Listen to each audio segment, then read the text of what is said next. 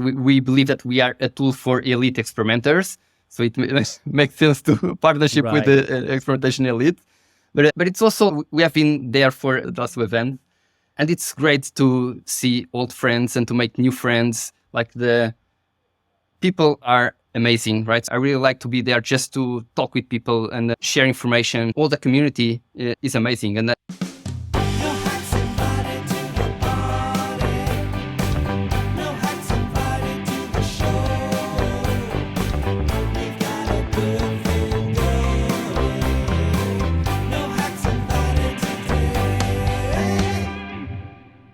Welcome to No-Hacks.show, a weekly podcast in which smart people talk to you about better online experiences. This is another episode No-Hacks.show is doing with Experimentation Elite. Experimentation Elite is the UK's premier experimentation and CRO experience, taking place on June 11th and 12th in Birmingham, UK, so head over to experimentationelite.com and get your ticket now. Today I'm joined by someone who has built a platform that helps you create better online experiences. Jonas Alves, CEO and co-founder of ABsmartly. Jonas, welcome to the podcast. Thank you, Sunny. Happy to be here with you. Pleasure to have you on. So we're going to talk about what you did with ABsmartly, about why you chose to partner with Experimentation Elite, and why people should go to the event in the first place. But before we start talking about that, I have a question for you. So I'm going to put you in a scenario. You want to hire a new experimenter for ABsmartly, let's say. The problem is the economy is flawless and awesome and everybody has a job and there's no humans available. You have to hire one animal for your team. Which animal is it and why? Well, which animal we would hire for the team, right? We like to be super supportive, like customer service is on top of our mind. So it has to be an animal that is super helpful, maybe a horse, someone that... Actually, at Booking.com, we would say that I worked many years for Booking, and at Booking, we would say that we are workhorses and not show ponies. You know, there you go. So yeah, I would probably a workhorse. A workhorse. I love that. That is so good. So now that we hired a horse to run some experiments, tell me about your A/B testing and experimentation journey. How did you get started? Yeah, basically I started with A/B testing when I joined Booking.com in 2008. Booking was one of those first companies like early into experimentation.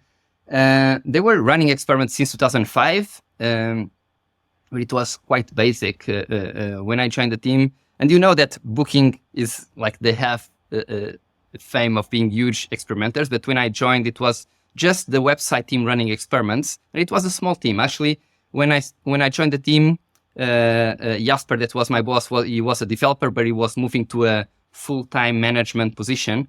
So I became the developer of the team, and it was basically myself and Luciano, the designer, running experiments in the website in the beginning. So very small team, but the tool was enough to what we could see the conversion rate, the variant, and we had a chi-square test for significance, and that was enough to run a few tests, right? It was actually during those times that we run some of the biggest successes for Booking.com in terms of A/B testing.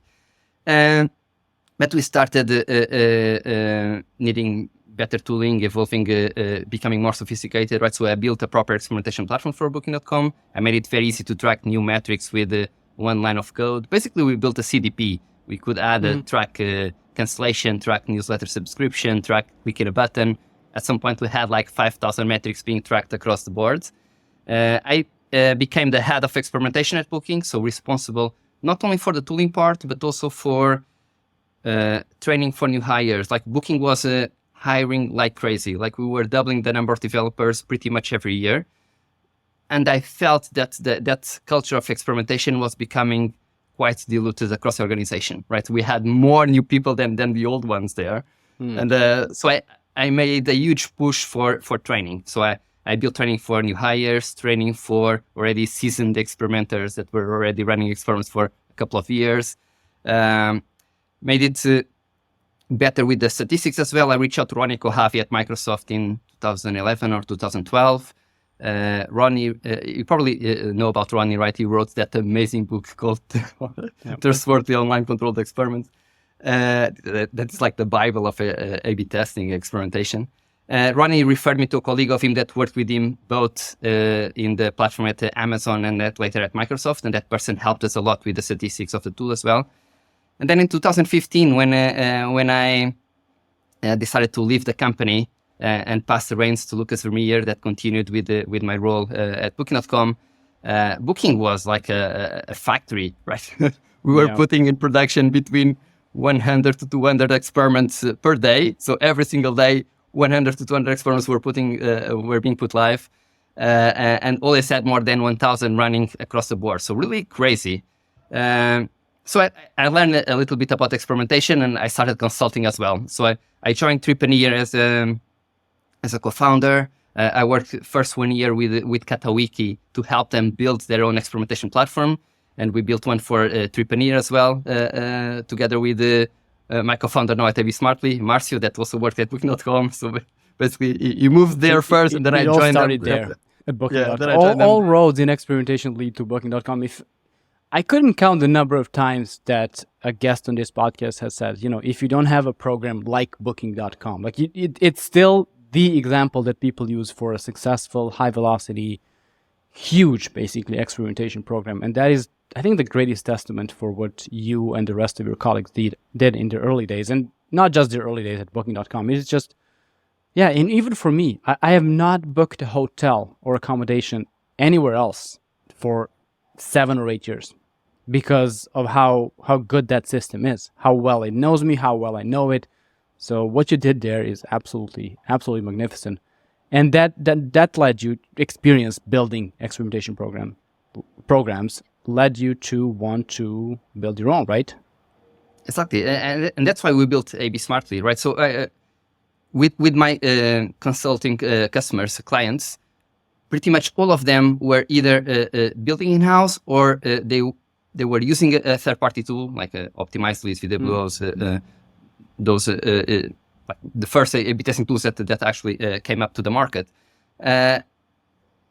But when they reach a specific sophistication level, that's not enough for them anymore, right? They need a tool. They were basically asking for my help to build on top of the tool or to help them build in-house from scratch, right? So I noticed that I'm helping every company doing pretty much the same stuff, right? So there's something that is missing in the market here, and that's why we built the company. Basically, they were always looking for a tool with a knowledge base, that would help them with different stats engines, like different statistics, sometimes for SEO experiments or diffs on diffs, whatever, right? Easy collaboration and sharing of results with other teams across the company. Right, and the tools that were there in the market were more focused on marketing teams, right? On how to go around the development and easily make changes in the website. Let's just say Google Optimize. Let's say Google Optimize. Exactly. No, but I think they did a lot of damage as well. Tools like that, where you can click and drag and drop and create your experiments without need to know or use any code, and they were not always great. They just call it that, and Google this optimized discussion just like Google did. So one of the taglines, or it's a meta description tag of ABsmartly in the homepage, is run A/B tests 20% to 80% faster. How can you explain that? Yeah, so basically that's because of our group sequential testing engine, right? Group sequential testing is basically the best of both worlds in between fixed horizon and fully sequential testing, right? Most of the tools in the market use fully sequential testing.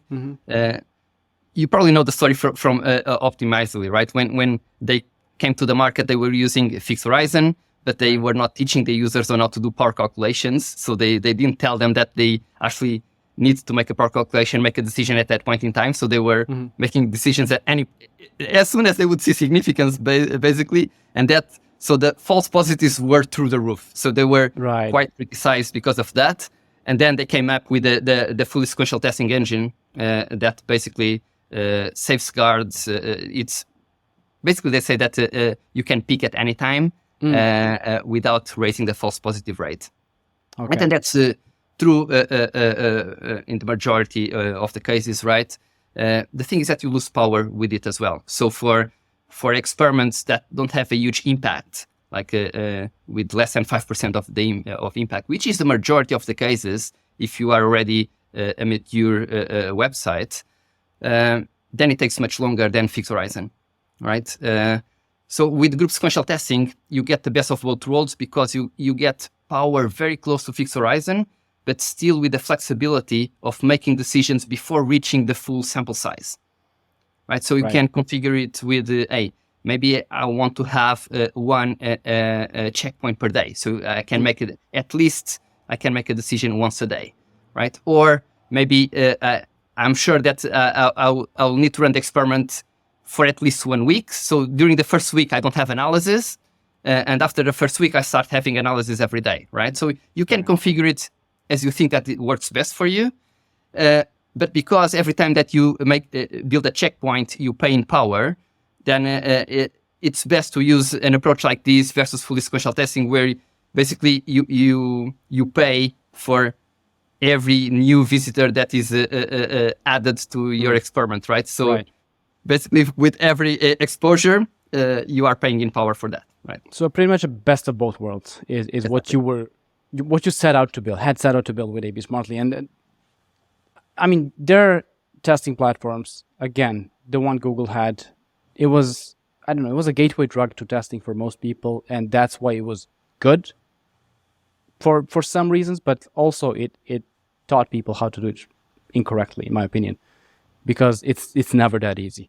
So there's that. There's a platform that you slap on your website. There it is. Do the testing, and then there's the building of your whole experimentation program, like what you did for booking. So ABsmartly is like somewhere between those two worlds. You get the customization, but you also don't have to build everything because, I mean, you and your team have already done it, obviously. So we need to talk about a little bit about the future of A/B testing, the future of experimentation, and we're recording this in April 2024. What do you think the biggest developments in the world of experimentation will be in the next, let's say, 12 months? Yeah, I think that's a question focused on AI, probably, right? Because AI is coming to help. Every question in April 2024 is, what should I have for breakfast? Take a photo of your fridge and ask ChatGPT that. Every question is AI. Yeah, AI is coming for us, and it will help with pretty much everything, right? So I think that AI will help a lot with it, right? Craig Sullivan, of right? course, he actually just shared this ebook about AI prompts for A/B testing, right? For experimentation, and I think that in the future all the tools will have that, right? So basically, the tools built into the tool, built in, right? So the tools will actually analyze your previous experiments, come up with ideas for new experiments, help you make better hypotheses for the experiments, help you identify insights into experiments that maybe a person would not notice and the AI can, right? So it will basically be an experimenter on steroids, right? So it will give you all that extra help and knowledge that it's difficult, especially for smaller teams in the beginning that don't have a lot of experience. Like there'll be, I think it will be a huge gain in terms of velocity and insights and learnings. So people will learn a lot faster with the AI helping you with all of that, right? So basically, almost like a team member that anybody can talk to, ask questions, and get very experienced team member pushing the team forward. Yeah, pushing the team forward, or taking them off a cliff. We still don't know what the end result will be, but I like that. A few other people have told me that on this podcast as well. Basically, they see AI as it is today as a super smart and super fast team member that you don't really have to pay more than $20 a month, which is wonderful. And you can ask all the questions. It's much faster than anyone else can be on your team. I think that's a good situation. We're at a good state with the AI. Where it is in like 5 years, God knows, but we'll see. Also, the Craig Sullivan book, I have to give him, Iqbal, Johan von Tonder, Marcella, the shout out. An incredible book. I was lucky enough to get an advanced copy. absolutely amazing. I even left them a testimonial. It's on the website. I couldn't believe they put me right there with Ruben de Boer and Michael Ogar. So I'm very honored to be to be there. I saw your testimonial there as well. Yeah, it's great. amazing, right? It's very good. Like I said in that testimonial, you can get results in a few minutes. You just find the playbook you're looking for. Let's say create slides for a presentation. It's a few minutes from starting reading of the playbook and getting results with AI. That's how efficient it is. So check out that book. It's free. Go get it. Okay, let's talk about like the big event that's happening in June, the premier event happening in the UK, where we will both be this year, Experimentation Elite. First time that it's not in London, it's in Birmingham. It's first time that it's going to be 2 days. What I hear and from what everyone's saying, this is going to be the event of the year for experimentation in the UK at least. So tell me about ABsmartly and tell me about Experimentation Elite. What's the link there? Yeah, basically, I think that the name has something to do with it as well, right? We believe that we are a tool for elite experimenters, so it makes sense to partnership with the Experimentation Elite. But it's also like we have been there for the last 2 episodes, or the last 2 events, and it's great to see old friends and to make new friends. Like the people are amazing, right? So I really like to be there just to talk with people and share information, share like having nice conversations. And it's also nice like to share about find, of course, companies that might be willing to know more about ABsmartly and learn more about our tool and eventually become customers, right? But it's more than that. Like it's, I think that all the community is amazing, and I really like to be there just to talk with people and making friends. Like I think that's the most important part of it. I think that is one of the greatest aspects of the experimentation world and bubble. Let's call it bubble. The community is just incredibly welcoming. There are no bad apples. Like everyone's nice. Everyone's open to helping. If you just raise your hand and be friendly in the way you ask your question, it's a very unique community from everything I've seen. Now, of course, communities happen online as well, especially since the pandemic. People talk online. I mean, we all have LinkedIn, that we're doing this online, but what is the differentiator between online networking and communities and in-person events? Like this is like the big thing with things like Experimentation Elite, but all the other experimentation conferences out there. Well, online is great, right? Because it's you don't need to go outside, and you can do it every time. Like I left the TLC channel, right? And I love to be there answering questions and just reading about what is happening basically in the community. But face to face is different, right? It's always nice to be there with friends, having a nice conversation, talking about experimentation or anything else, right? So I don't think that online replaces that. I think that online is great and it helps, and it's but you need both. Like you need to socialize with people as well, right? Especially now where everyone works from home, right? It's always nice to sometimes go outside and meet real people instead of being always in front of the screen, right? So I think that's the biggest difference. The fact that you said you need to socialize with people and it doesn't sound weird at all in 2024 tells a lot about our society and how maybe we did it wrong at some point. But that's just where we is. Most of our lives are online. I mean, it's just how it works.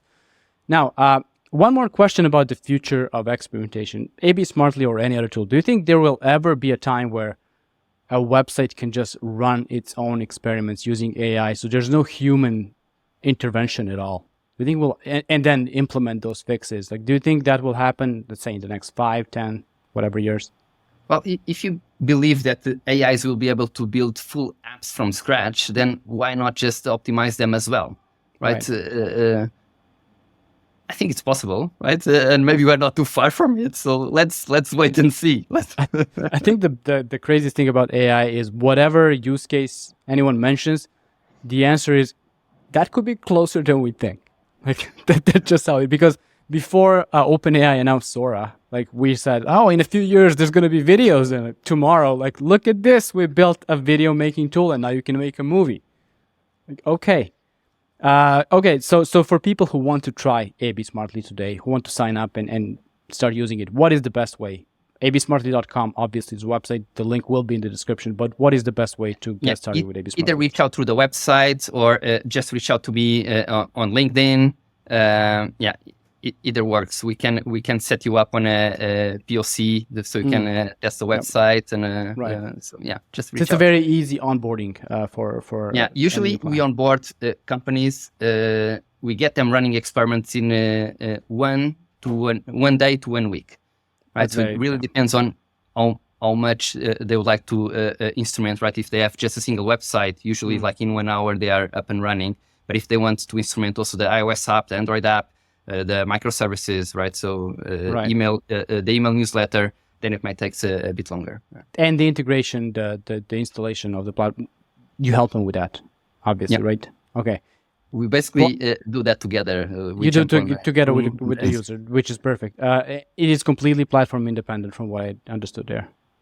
Yeah. So that's the idea, is that we work with any stack, right? So, and whatever the data is, we get it, right? And we ingest that data and use it for metrics, segmentation, anything. Yeah. Sounds simple enough. So absmartly.com or your LinkedIn, which will be in the description, is the best way to get in touch. Also, Experimentation Elite, we need to end with a call to action. You should go to Experimentation Elite, and you should go to experimentationelite.com, get your ticket, meet Jonas, meet all the other wonderful people. I think there's, I'm going to say 20 previous guests of this podcast who will be there, who I cannot wait to meet in person. So experimentationelite.com, get your ticket, Birmingham, June 11th, June 12th. See you there. And to everyone listening to this podcast, I want to thank you, and especially you, Jonas, for being a guest. I want to thank you for listening. Please consider rating, reviewing, and sharing the episode, and I will talk to you next week.